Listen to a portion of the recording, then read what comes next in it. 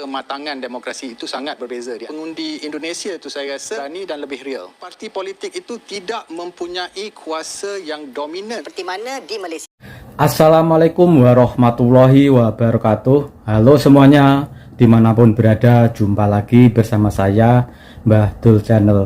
Gimana kabarnya teman-teman? Semoga selalu keadaan sehat, semoga selalu baik-baik saja, semoga dipermudah, diperlancar urusannya, aktivitasnya, dan semoga selalu dalam keadaan bahagia. Oke teman-teman, dalam perjumpaan ini dan dalam video ini masih membahas tentang pemilu Indonesia ya teman-teman. Pemilu yang ada di Indonesia masih jadi trending topik media di seluruh dunia. Di sini yaitu media Malaysia masih menceritakan tentang pemilu Indonesia. Di sini dia bercerita tentang keberanian dan keterbukaan pemilih di Indonesia. Figur calon lebih dominan ketimbang nama partai. Oke teman-teman, untuk mengetahui lebih jelasnya, lebih lengkapnya, yuk kita sama-sama dengarkan statement ulasan dalam video ini sampai habis. Oke yuk. Assalamualaikum warahmatullahi wabarakatuh. Salam damai dan salam Pancasila. Kembali bersama dengan kami di channel ini. Ya, proses pemilu Indonesia sepertinya masih menjadi magnet bagi negara tetangga. Hingga saat ini isu pemilu 2024 sepertinya tetap menjadi trending topik di negara tetangga Malaysia. Ada banyak pokok bahasan yang diulas oleh beberapa media di negara tetangga, dan salah satunya adalah sistem politik dan demokrasi yang paling sering dibahas.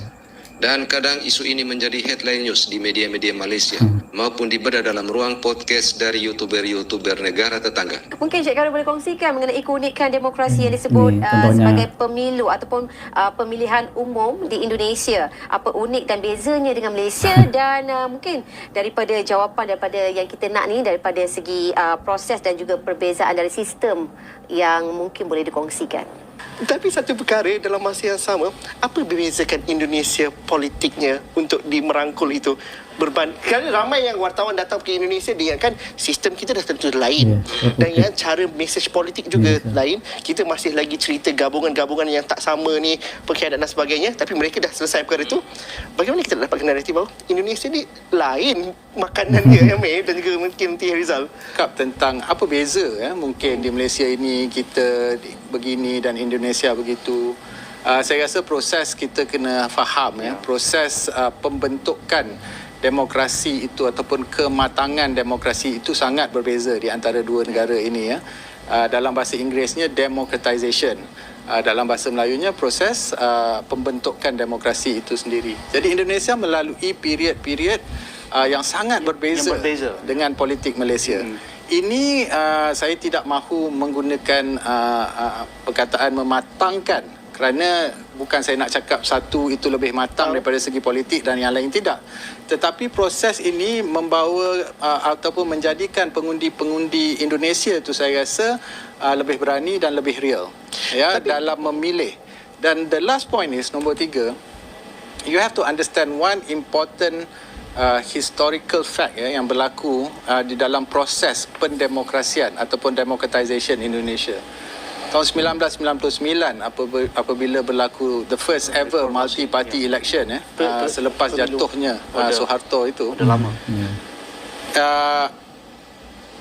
Sistem parti ini dilemahkan.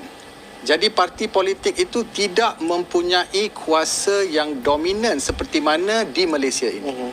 Ya, dan itu sengaja dibuat.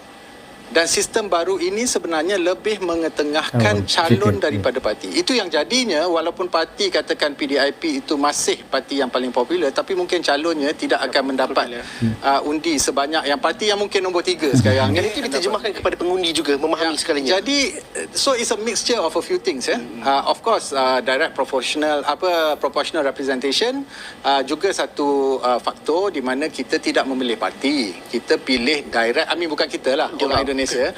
Dia pilih direct kepada calon. Di Malaysia kita pilih parti. Ya, pemilu 2024 sepertinya menjadi sorotan khusus oleh negara tetangga ini, sehingga ada yang mengatakan pemilu Indonesia viral di Malaysia. Dan memang kalau dilihat sejak sebelum proses pemilihan umum hingga pasca pemilu, tema pemilu di Indonesia booming di Malaysia.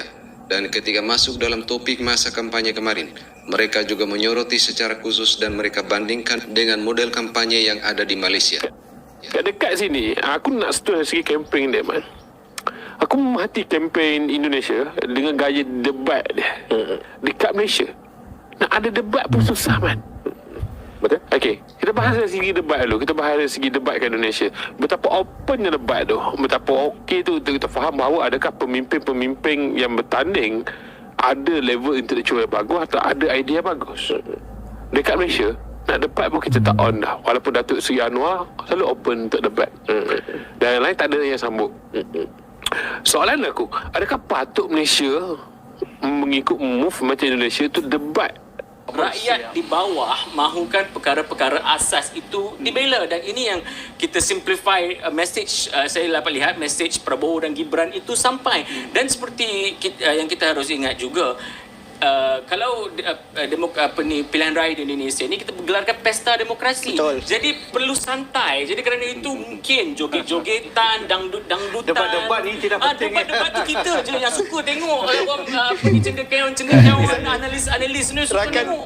Yang mana Malaysia ni tak pernah pun ada debat secara terbuka dipertontonkan kepada halayak ramai. Contohlah kalau PRI pada tahun 2022, PRI 15, kita tak nampak pun ada debat yang disiarkan secara live. Diorang ada yang cakap debat ni bukan budaya Malaysia, bukan budaya Melayu. Lepas tu aku nak tanya korang, kalau lah debat tu bukan budaya Melayu, adakah budaya kita terus menggunakan politik kebencian, politik agama, politik kenegerian ataupun kedaerahan ni untuk meraih undi? Mana Perdana Menteri adalah seorang, ialah mungkin kerana dia berasal daripada nak kaji semula kononnya kalau mereka menang. Korang tengok Indonesia sekarang, pesta demokrasi diorang tak cakap pasal kebencian agama, diorang tak tanamkan kebencian bangsa ke tuduh orang rasuah sini sana ke. Tak, pemilu pilihan raya umum 2024 Indonesia ataupun Pilpres, pilihan raya Presiden Indonesia 2024, aku tak nak cakap mengenai siapakah yang akan jadi presiden ataupun naik presiden, kerana perkara itu rakyat Indonesia yang akan tentukan. Korang cakap mengenai pesta demokrasi di Indonesia yang merupakan pesta demokrasi ketiga terbesar di dunia. Yang mana Indonesia sekarang ni, dia punya pesta demokrasi ni sangat luar biasa, berada pada tahap yang sangat-sangat berbeza. Kalau nak dibandingkan dengan Malaysia ni, diorang punya dah jauh lebih maju ke hadapan. Kalau korang tengok sepanjang kempen Pilpres 2024 ni, presiden, naik presiden, calon-calon yang bertanding ni, diorang sekarang lebih terbuka menerima untuk berdebat. 3 pusingan debat dianjurkan, dan ketiga-tiga calon presiden dan naik presiden daripada setiap parti ni, diorang sertai debat secara terbuka. Diorang bagi tahu apakah diorang punya janji dan apakah tawaran diorang. Sangat menarik yang aku pandang sebagai sesuatu yang sangat menarik tentang Indonesia adalah political literacy. Kefahaman politik. Literasi politik. Literasi politik. Sejujurnya budaya debat tu aku harap ada kat Malaysia lah. Tapi itulah orang kat Malaysia pula kata debat bukan budaya kita. Bukan budaya kita. Budaya kita adalah itu saya tak nak jawab. If I speak, I'm in trouble. Kalau anda tengok political discourse di Malaysia, diskusi politik, perbincangan politik di Malaysia, kadang-kadang diskusi tu terlalu surface level, terlalu murah-murahan. Ada pergaduhan yang murah-murahan, perbalengan cacian dan makian yang murah-murahan. Okey, pemilu Indonesia sepertinya menjadi daya tarik tersendiri bagi negara Malaysia. Namun Indonesia tidak menjalankan politik perkauman seperti di Malaysia karena sistem politik seperti ini terkesan sudah usang. Politik perkauman atau juga politik identitas mengacu pada praktek politik yang berfokus pada identitas kelompok seperti agama, ras atau suku bangsa yang dijadikan sebagai alat untuk memperoleh pengaruh politik dan kekuasaan. Dalam beberapa kasus politik identitas memang dapat membantu untuk memperjuangkan hak-hak kelompok yang terpinggirkan dan memperkuat solidaritas di antara mereka.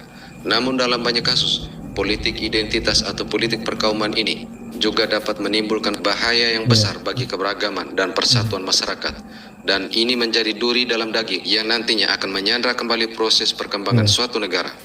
Dan rakyat Indonesia tidak ingin terjebak dengan model politik seperti ini yang nantinya dapat merusak tatanan kehidupan berbangsa dan bernegara. Oke, terima kasih sudah menonton video ini. Wassalamualaikum warahmatullahi wabarakatuh. Waalaikumsalam warahmatullahi wabarakatuh. kesimpulannya dalam video ini bahwa calon presiden lebih dominan ketimbang nama partai, dan di Indonesia tidak ada sentimen suku, kaum, dan agama. Oke teman-teman, semoga video tadi menjadi informasi dan bermanfaat untuk kita semua. Terima kasih yang sudah menonton dan sudah subscribe. Yang belum subscribe silahkan subscribe biar bisa mengikuti video-video saya berikutnya. Oke, saya minta undur diri. Wassalamualaikum warahmatullahi wabarakatuh.